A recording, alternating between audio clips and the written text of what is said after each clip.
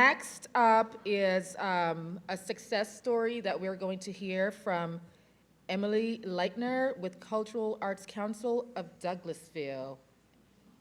Emily, there you are. Okay.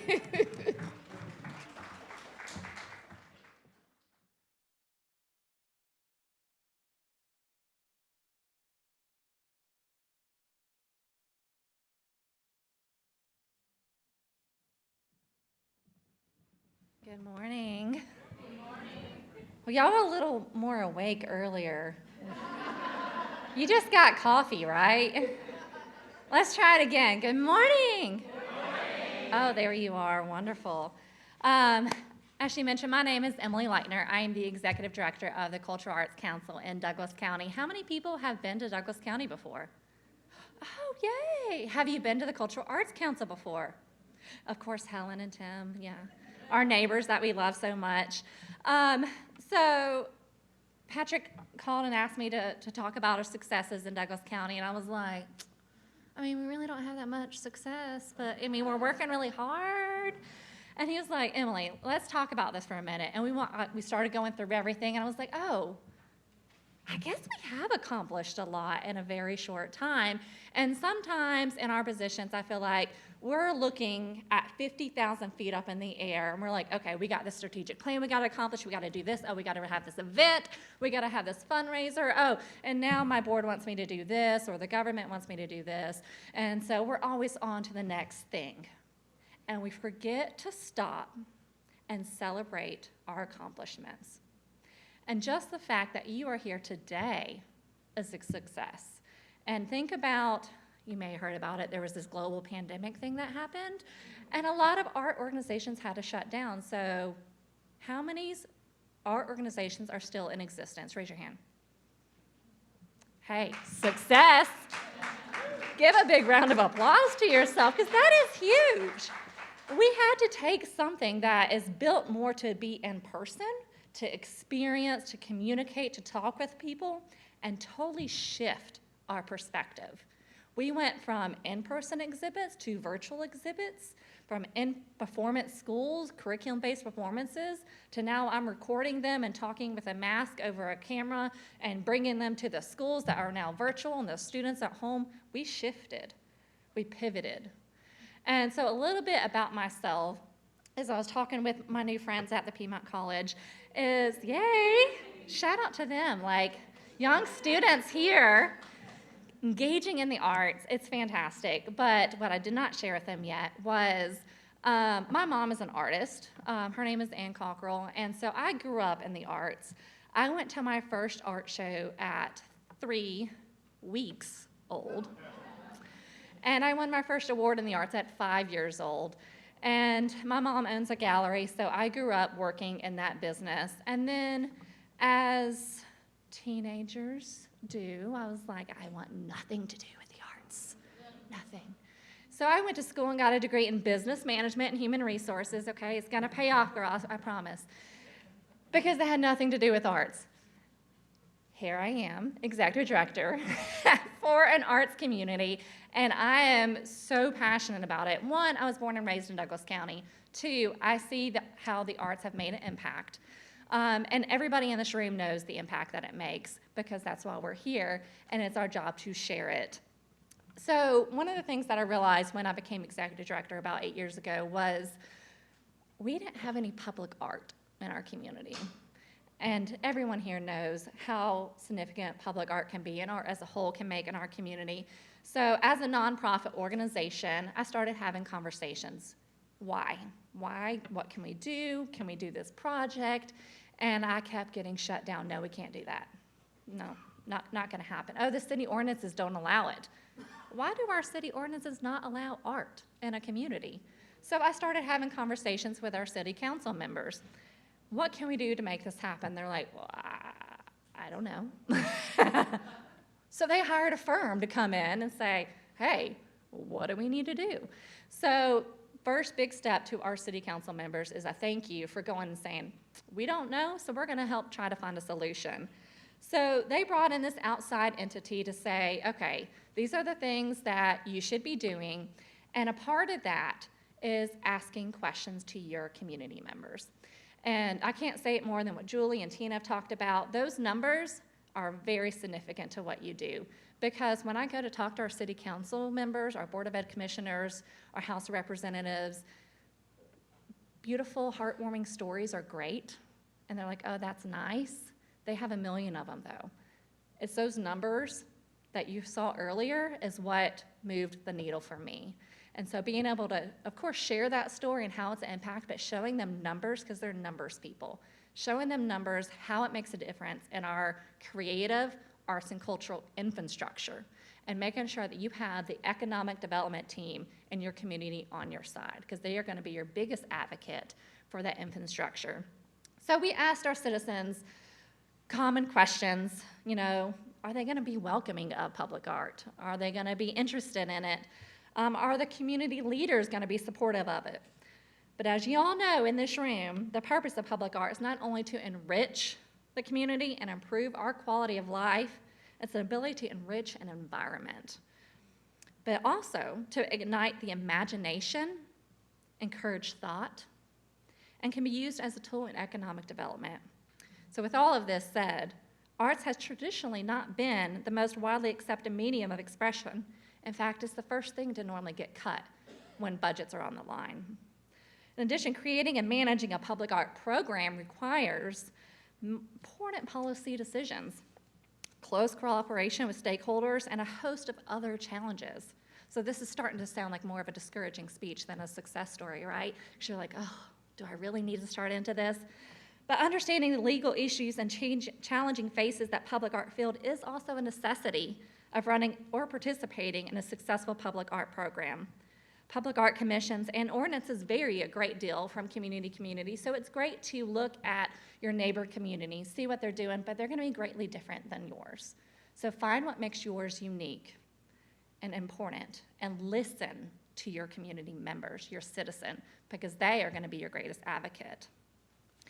So the City of Douglasville recognized changes needed to be made and that people were wanting it to happen. So they decided to support the CAC, which is the Cultural Arts Council in Douglas County, our mission and goals. So they hired this outside agency in, and we started working with the community, which was one of the most important things, but then they created a steering committee to help implement new ordinances and a new public art master plan. The City of Douglasville is committed to developing a strong public art program, and this plan was an important first step in creating the foundation for the program to grow upon. Establishing the mission and goals, along with prioritizing and adopting sound policy, help establish a strong program with guided investments that will resonate with our residents and our visitors, because, as we all know, art attracts tourism. So throughout the planning process, clear themes emerged about what Douglasville means to its residents and why its identity in West Georgia and the metro Atlanta area is so important. By using these community-defined value statements, the city and other partnership organizations like the Cultural Arts Center help facilitate a future of public art that is meaningful, locally inspired, and one that resonates with all. Because art is for everyone.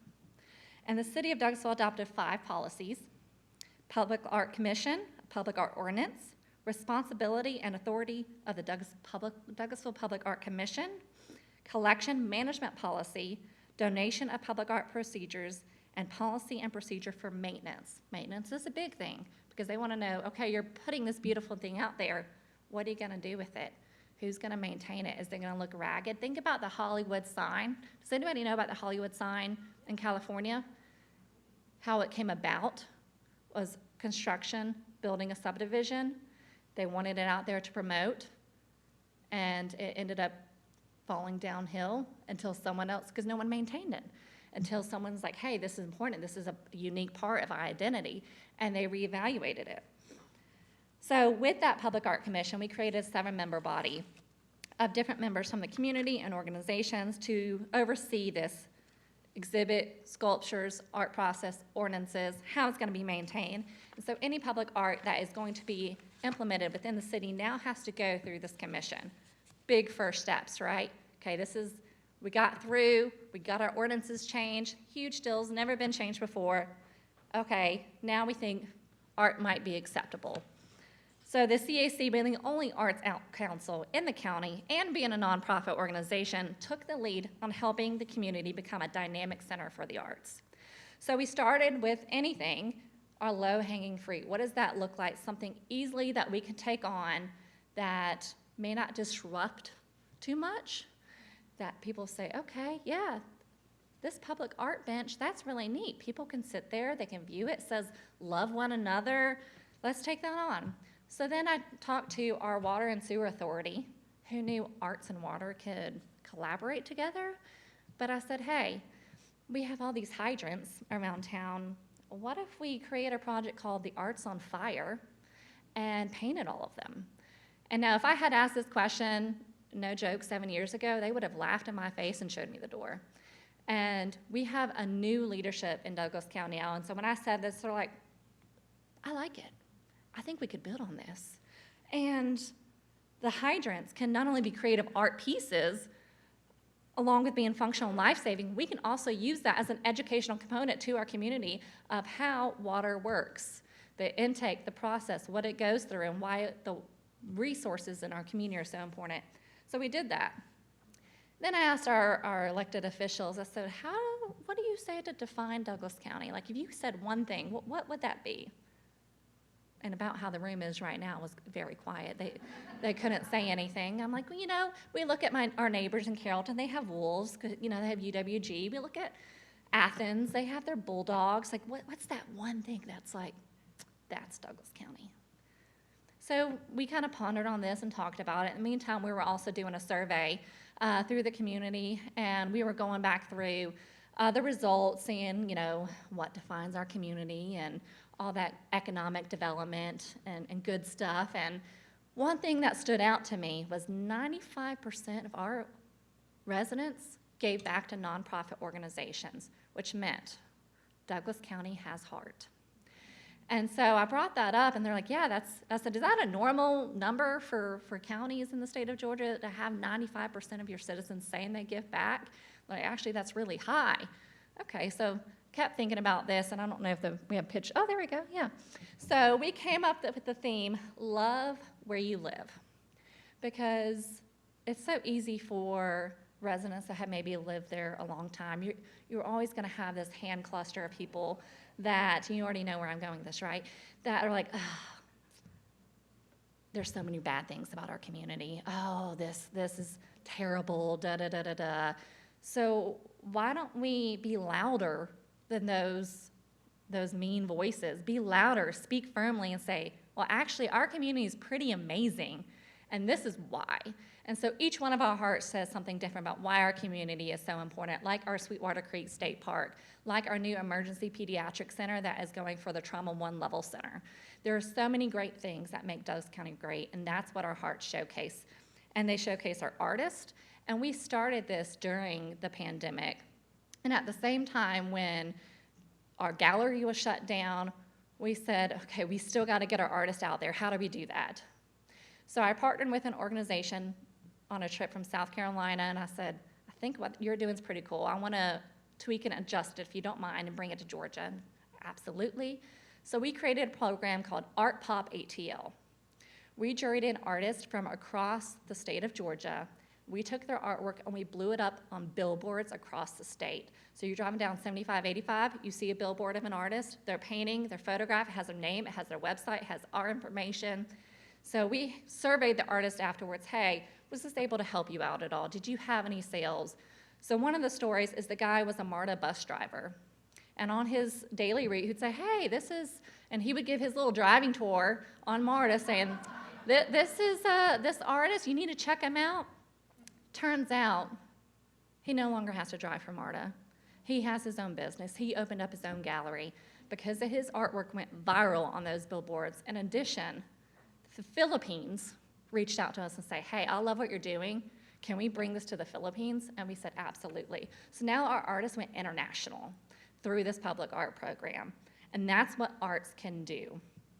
So with the Love Where You Live, the arts as a whole, These projects offer an opportunity to be a part of an exciting campaign and champions the arts, energizes our community, promotes a sense of identity, and it makes a statement throughout the region saying this is why the arts are amazing. Because we use arts in everything that we do, not just a painting on the wall, right? Isn't everything. If you think about, okay, an architect, I shared with my friends from Piedmont College, that's art. Someone drew it out. Fashion design, jewelry making, heck, even coloring of hair, because I can't do that. And blending, my hair would turn out purple if I did it myself. And art isn't everything. The art of writing, literacy, calligraphy, definitely can't do that one either. It isn't all around us. So making sure we showcase that to our community members, because we wouldn't be anywhere without arts, and frankly, we'd probably be kind of sad without it as well, because therapeutic arts plays such an important role. And that's what we've been doing at the Arts Council, is making sure that our community knows it, making sure that we can get public art, and taking down the barriers, because art is for everyone, and we should all be a part of it. So even though you may not feel like you have any success stories right now, you are in this room, and that is a success. And public art and art as a whole, it bridges us with our past, our present, and our future. And in Douglas County right now, we're looking to build an arts and culture campus. And that is our future goal right now. As Ren was talking about, where do you see yourself? That is exactly what I vision, is our arts and culture campus that welcomes all. There are no barriers. There are no indifferences. We are all there to love one another, to be kind, to be courteous, all through the power of arts. So you have your own success story. And even though it may be 10 years from now that you reach it, every step is a step in the right direction. It just needs a little love. So thank you all for allowing me to speak with you.